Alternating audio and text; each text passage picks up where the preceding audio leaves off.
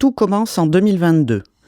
Le club d'entreprise Facero, membre de la communauté Fondation pour l'inclusion, organise un colloque sur les conditions de travail des femmes dans les métiers du service à la personne. Les entreprises qui y participent sont unanimes. Il faut pallier les difficultés de recrutement et améliorer la fidélisation du personnel. La crise Covid a mis sur le devant de la scène ces métiers et leur caractère indispensable, en particulier pour les plus fragiles d'entre nous.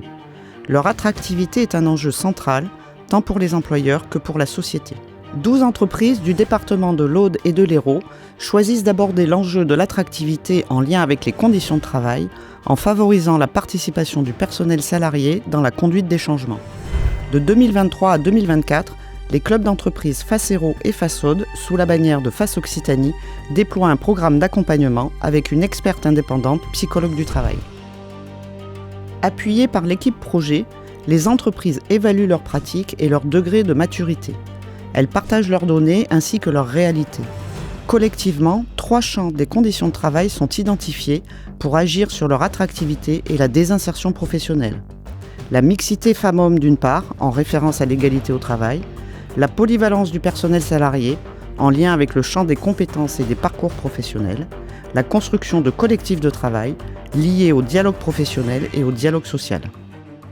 Les conseils de l'ANACT encadrent le process sous l'angle de l'analyse des situations de travail et l'écosystème de la filière est mobilisé à des étapes clés du programme. Chaque entreprise est donc accompagnée pour éditer un plan d'action individuel qui identifie des objectifs en interne et les expérimentations à mener pour les atteindre. On retrouve dans cette méthode de travail les clubs FACE qui privilégient les passages à l'action. Par des rendez-vous dans l'entreprise pour accompagner les nouvelles organisations du travail comme les pratiques managériales, et des temps collectifs pour des travaux partagés et des expérimentations communes. Partons à la rencontre de celles et ceux qui ont relevé le défi.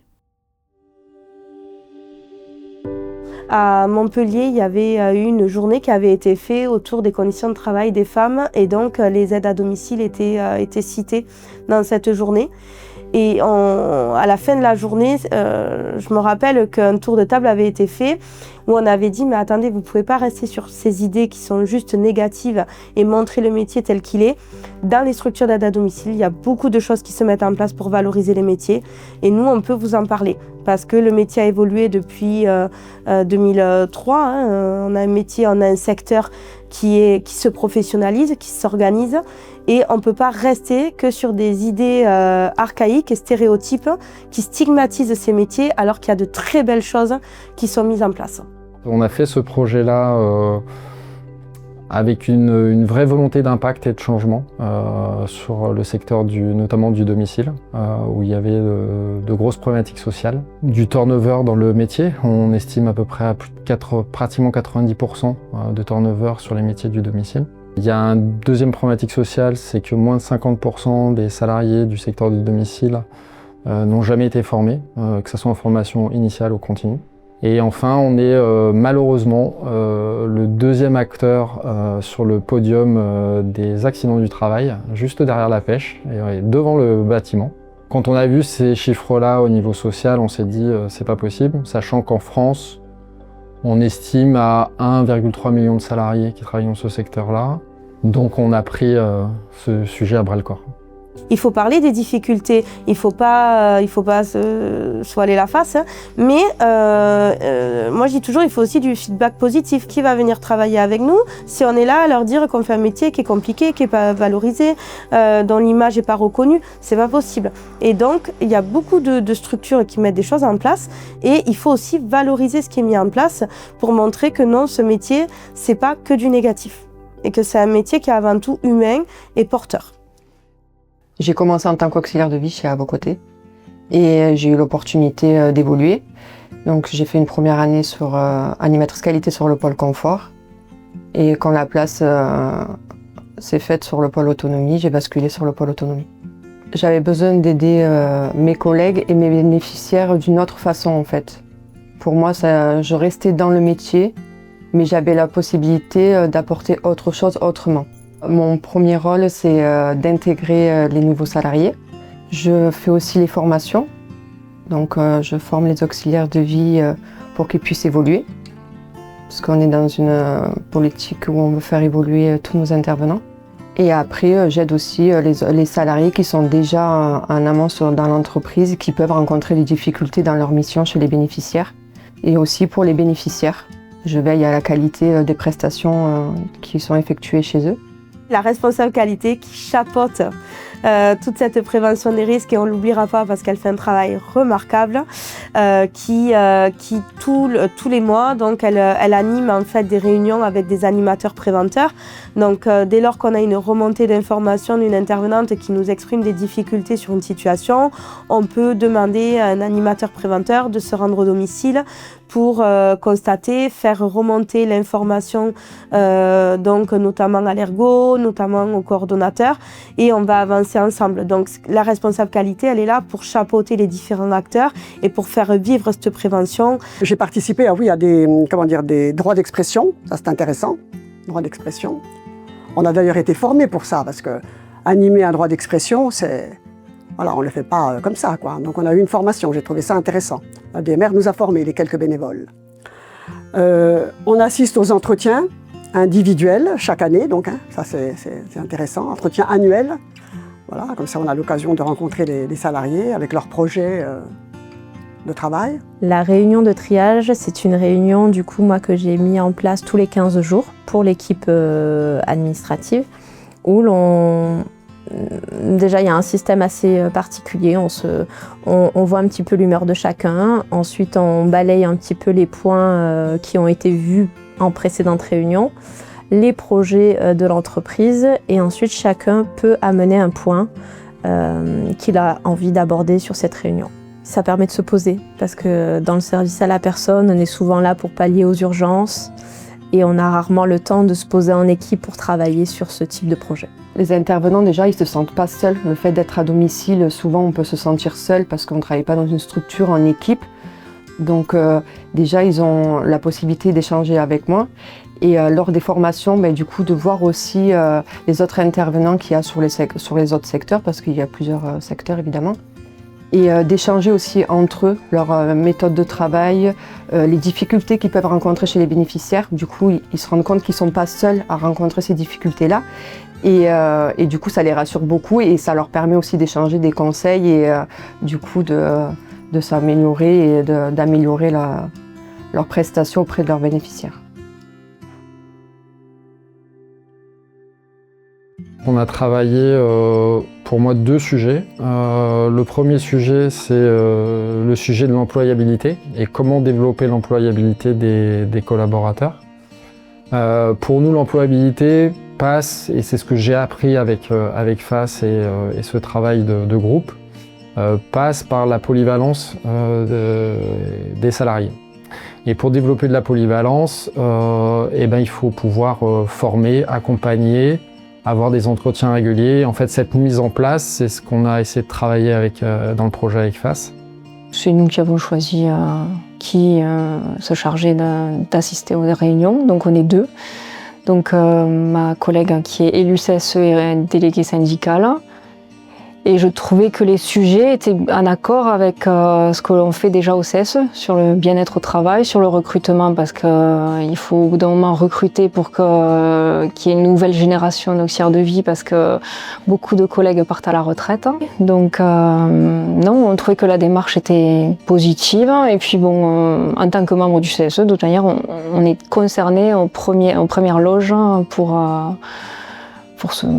faire ce genre de réunion.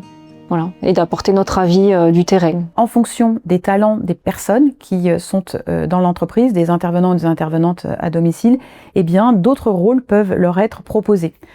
Par exemple, quand on fait partie d'une équipe auto-organisée, eh bien, on va à la fois avoir le rôle principal, par exemple, d'assistant de vie à domicile, mais on peut aussi avoir un rôle sur le planning, on peut avoir un rôle sur le recrutement, assister, participer au recrutement de ses futurs collègues.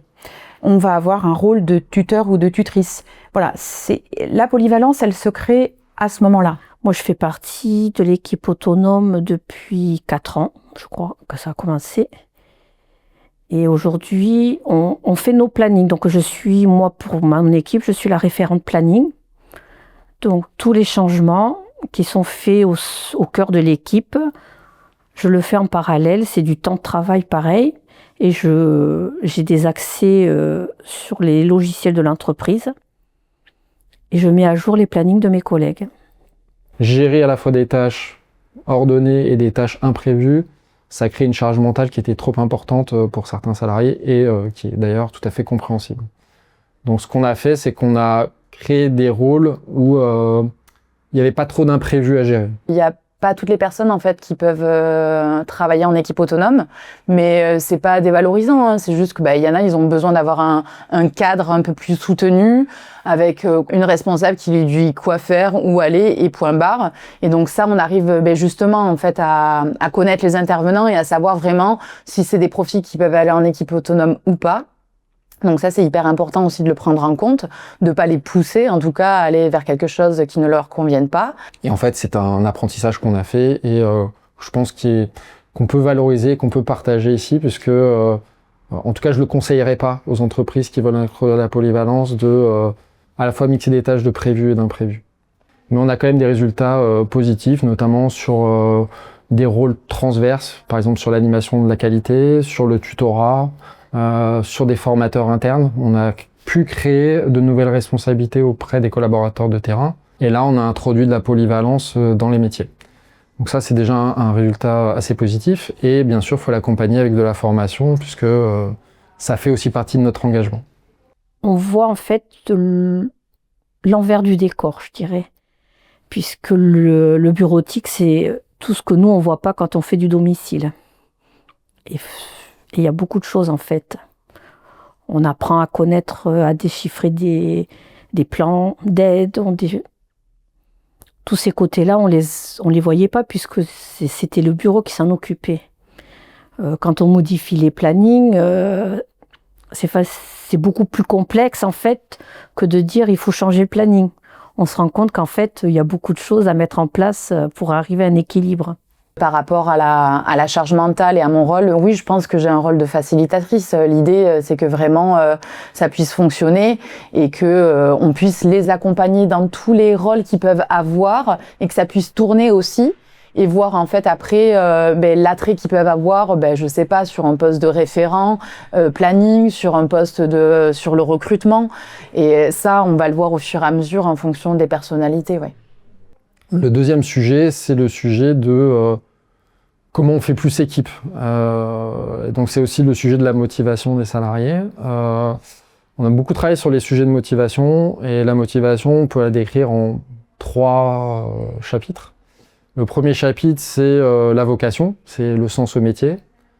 Nous, on a la chance, par exemple, dans l'assistante de vie à domicile, il y a un vrai métier vocation, d'accompagnement, de soins, de don à l'autre, j'ai envie de dire. Et ça, il y a une vraie vocation. L'entreprise a vraiment à cœur de développer cette polyvalence qui va d'ailleurs créer des vocations. Alors pour certains, des vocations plus vers des services supports. Et puis pour d'autres, des personnes qui sont auxiliaires de ménage, souhaitent évoluer vers le métier d'assistante de vie. Actuellement, on a 2 personnes qu'on accompagne vers cette transition, ce tremplin. Voilà, donc ça c'est ce qu'on va retrouver derrière à la fois la polyvalence et cette polyvalence qui va créer l'employabilité. Et de cette employabilité, nous avons créé des vocations quelque part. Le deuxième sujet, c'est comment développer l'autonomie des personnes. Alors nous, de par notre situation de travail, on est isolé à domicile en tant qu'assistante de vie. Donc il y a forcément une autonomie qui s'acquiert assez rapidement, bien sûr qui doit être accompagnée avec de la formation, mais qui s'acquiert très vite. Par contre, le troisième sujet de la motivation, c'est comment on fait collectif. Et ça, c'est très très difficile dans nos métiers, parce qu'on est dans un métier isolé, et pour faire collectif, et donc appartenance sociale à une entreprise ou à un groupe, il faut se réinventer. Et c'est ce qu'on a essayé de faire en travaillant sur notamment les sujets de gouvernance et d'organisation. Là, aujourd'hui, comme on ne parle plus de hiérarchie pyramidale et plutôt de hiérarchie horizontale, en fait, elles sont intéressées par le fonctionnement de l'entreprise et par le fonctionnement de l'équipe. C'est elles qui peuvent gérer leur propre recrutement dans l'équipe. Ce sont les auxiliaires de vie qui vont gérer leur planning, leur gestion au quotidien, leur temps de coordination. Et ça, en fait, ça leur permet de pouvoir vraiment se sentir importante au sein de l'activité et au sein de l'entreprise. Ça va réduire considérablement le turnover, puisque quelqu'un qui va intégrer ce système, ce sera vraiment par volonté de l'intégrer. Donc on va déjà réduire le turnover qui est relativement important dans ce secteur-là, et ça va aussi réduire considérablement l'absentéisme. Travailler différemment en rassemblant de temps en temps nos salariés en équipe pour travailler des sujets par exemple de pratique professionnelle, pour travailler des sujets de qualité, pour travailler... Le support est important, mais quelque part c'est déjà les rassembler pour qu'ils puissent se retrouver ensemble. Lorsqu'on se réunit dans une réunion de coordination tous les 15 jours avec l'équipe, on échange. Les auxiliaires de vie sont tout à fait libres de parler avec nous, tout à fait libres de parler de ce qu'elles ressentent aussi quand elles ont des difficultés. C'est mon rôle à moi d'essayer de leur apporter justement ce genre de solution. Comment on peut faire pour améliorer le quotidien des auxiliaires de vie? Et encore une fois, on le voit bien, si on améliore leur quotidien, eh bien le quotidien des bénéficiaires, il sera que meilleur. C'est ça en fait vraiment le but d'une équipe autonome, d'un care manager, et aidé beaucoup par une coach aussi. Une coach, bon là en l'occurrence comme Vanessa. Alors mon rôle c'est d'accompagner au mieux les équipes autonomes, de les aider dans leur quotidien, d'être là pour elles. J'ai un rôle de facilitatrice, médiatrice. Je les accompagne du mieux possible, que ce soit autant individuellement que collectivement. Moi, je connaissais pas ça avant, j'étais en traditionnel. Ça coupe la solitude. Quand on a des problèmes, on a des personnes à qui communiquer nos problèmes, on trouve toujours des solutions entre nous. Et puis il n'y a pas cette structure, cette pyramide avec le chef au-dessus. On est vraiment tous à la même place pour le bien-être du bénéficiaire en fait. Le résultat c'est le bien-être du bénéficiaire. Le métier du domicile, c'est pas que nous en tant qu'auxiliaires ou c'est pas que le bureau. C'est une complémentarité de personnes. Les uns sans les autres en fait. Si on n'a personne au bureau, on serait peut-être perdus nous, et eux sans nous, ça serait pareil. Je pense qu'on est tous complémentaires. Et ça, c'est ce qu'on a pu travailler dans le projet avec FAS. C'est un long chemin.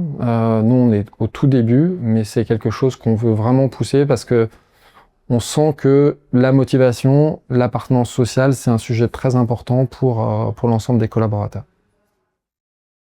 Il y a quelques années, quand on parlait d'auxiliaire de vie, personne ne savait trop ce que c'était, qui c'était, enfin, qu'est-ce qu'on faisait en fait. Mais maintenant, quand je dis je suis auxiliaire de vie, ah oui, mais j'ai une auxiliaire de vie qui s'est occupée de ma maman, c'était super. Donc on est plus reconnus. Après, je ne vais pas mentir, je vais pas non plus. On n'est pas dans le monde des bisounours. Le métier, il faut le faire avec passion. C'est une vocation, je dirais même. Vous travaillez avec de l'humain. Donc avec tout ce que ça a de plus beau et tout ce que ça a de plus sombre. Et du coup, il n'y a pas beaucoup de personnes peut-être qui pourraient supporter certaines choses parce qu'on n'a pas toujours de la gratitude. Et sur les contraintes, on est beaucoup en voiture, on utilise notre véhicule et on a des amplitudes horaires assez importantes. Voilà. Donc je ne vais pas mentir, ça fait partie du métier. Mais à côté de ça, on fait un travail extraordinaire. Les parcours sont variables en fonction des personnes. Aujourd'hui, pour nous, on démarre systématiquement par un positionnement. C'est important dès le démarrage, au moment du recrutement. C'est un investissement en temps, mais qui est important pour considérer déjà l'expérience de la personne, là où elle en est. À partir de là, on adapte les parcours. Notamment les parcours d'intégration qui peuvent être plus ou moins longs. Le minimum en général c'est 2 semaines et la moyenne des parcours c'est 1 mois. Je suis la responsable d'agence chez Artizen. J'ai démarré ce poste par une préparation opérationnelle à l'embauche au mois de mars 2024 qui s'est concluée par mon contrat en juin. Donc cette préparation vise à préparer le poste sur les éléments essentiels, les attendus et le fait d'être autonome le jour de l'embauche. On a réfléchi, on est parti sur quelque chose d'assez concret. Ça a été les offres d'emploi. Essayer de recentrer sur l'essentiel. Cette offre d'emploi, on ne l'a pas diffusée d'abord telle quelle. On a aussi travaillé sur les modes de diffusion. On les a un peu plus ciblés au niveau des villes. Et puis on a multiplié avec du Facebook, avec de LinkedIn.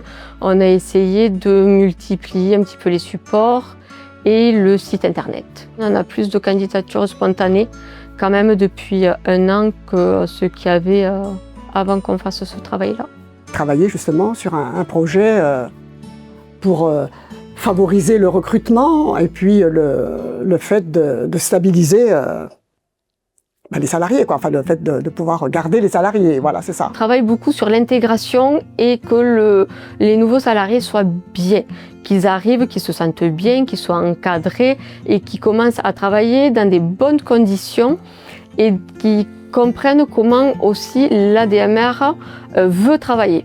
Donc on a travaillé sur le tutorat, donc on le met principalement en systématique, ou par Patricia, notre qualiticienne, ou par des salariés qui ont été formés pour faire les tutorats. Nous avons ouvert un centre de formation à Latte en 2024. Le dernier né est à Pézenas, donc d'ici 2 mois, en 2025. Donc nous avons créé des appartements pédagogiques, donc en situation réelle.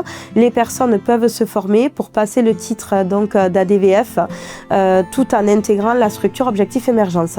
Donc ça permet un double axe de travail, c'est-à-dire et la formation et l'intégration. En plus de ça, on a créé des guides pour chacune des compétences, que ce soit technique ou pas technique d'ailleurs.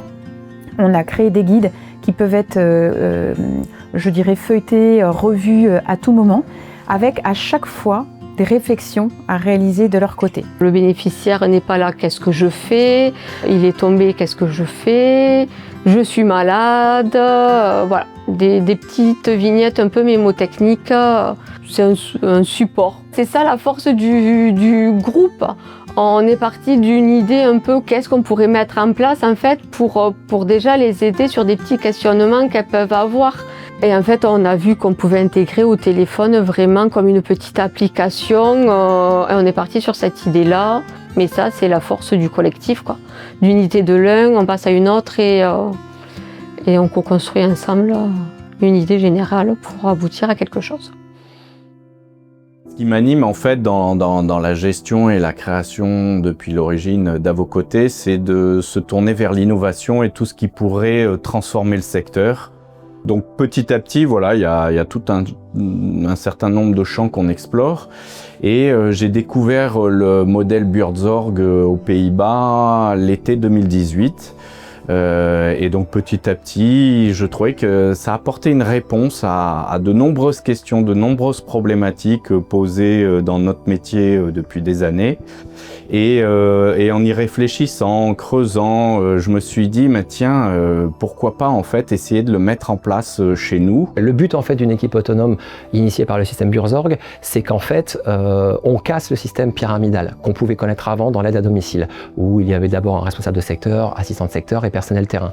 Aujourd'hui, dans le cas de Buurtzorg et des équipes autonomes, cette hiérarchie pyramidale n'existe plus. Là, on va parler plutôt d'une hiérarchie horizontale, où justement, les acteurs principaux de ces équipes autonomes vont être les auxiliaires de vie. Petit à petit, on a construit, on va dire, ce fameux mode d'emploi qui nous manquait au démarrage, et qui, sur 2 pages, permet d'avoir en fait une cible permettant à de futures structures qui voudraient se lancer dans ce modèle organisationnel déjà de profiter de l'expérience et de toutes nos erreurs et qu'ils ne les reproduisent pas eux-mêmes de leur côté.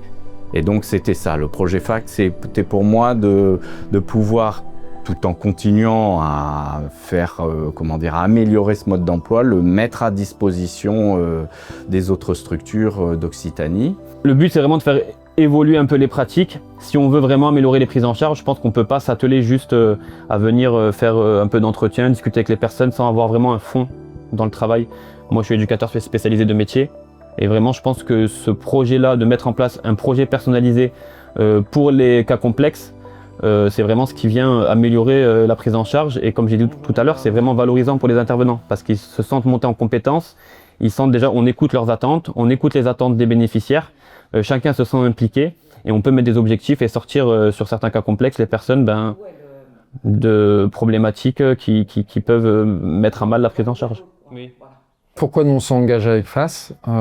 Principalement 2 raisons. Un, c'est déjà pouvoir confronter nos pratiques avec les autres professionnels du secteur sur ce sujet-là de finalement les conditions de travail, l'employabilité, la formation, les modes de gouvernance différents et voir quelles étaient les pratiques dans les autres entreprises du secteur parce qu'on a aussi beaucoup à apprendre des autres entreprises du secteur.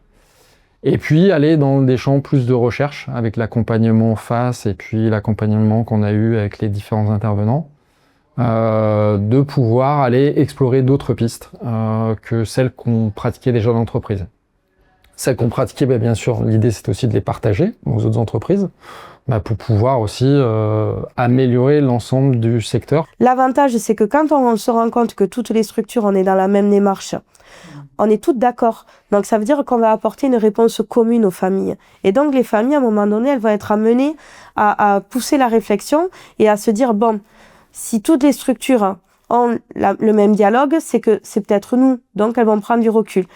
Et donc c'est vrai que ces projets FACT, du coup ce qu'a fait Facero, de nous mettre autour d'une table, ça nous permet de nous dire on n'est pas seul. Comme je l'ai dit en introduction, il y a de vrais défis sociaux. Ils ne sont pas... il faut lutter contre, et on peut dépasser ça, on peut combattre ça. Et l'idée, c'est... on ne pourra pas le faire tout seul, nous, à notre petite échelle. Par contre, partager, impacter l'ensemble du secteur, ça, c'est vraiment ce qu'on veut faire. Moi, vraiment, mon rôle, c'est de pouvoir accompagner les personnes et ce que j'aime dans mon métier, c'est vraiment de pouvoir apporter des solutions.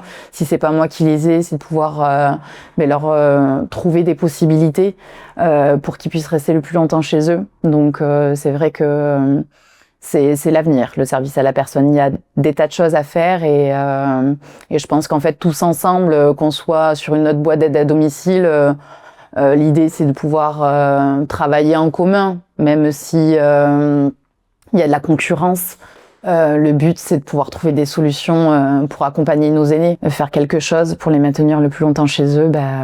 C'est mon rôle et le plus longtemps possible. S'occuper de nos aînés, c'est quand même essentiel.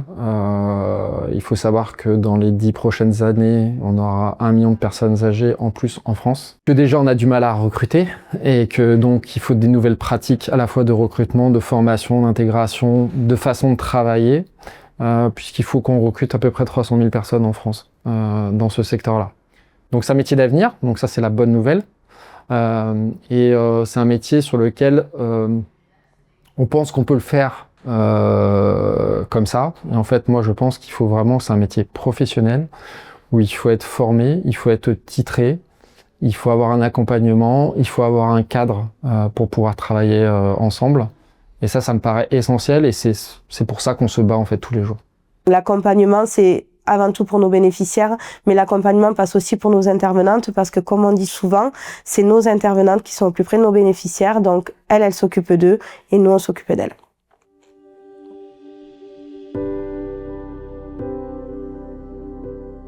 Service à la personne. Des métiers essentiels, un secteur à revaloriser.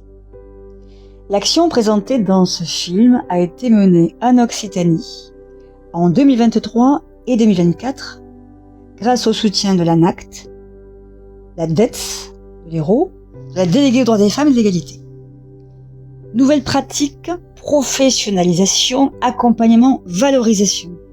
Ces mots qui nous parlent forcément chez FAS ressortent à l'issue de la conduite de ce projet qui a bénéficié de la contribution d'entreprises engagées qui ont partagé leurs pratiques et leurs réflexions.